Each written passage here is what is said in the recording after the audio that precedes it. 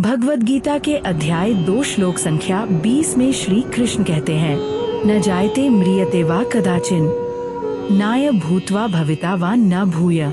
इसका अर्थ ये है, यहाँ भगवान श्री कृष्ण आत्मा के स्वरूप को समझा रहे हैं। आत्मा न तो कभी जन्म लेती है और न ही कभी मृत्यु को प्राप्त होती है। ये शाश्वत, अजर, अमर और अविनाशी है।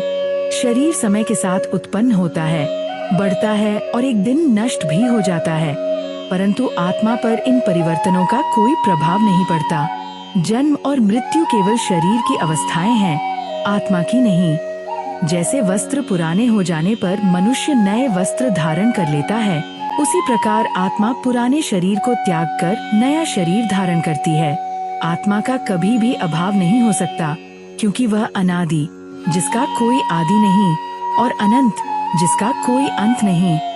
इस श्लोक का मर्म ये है कि मनुष्य को अपने वास्तविक स्वरूप अर्थात आत्मा की पहचान करनी चाहिए।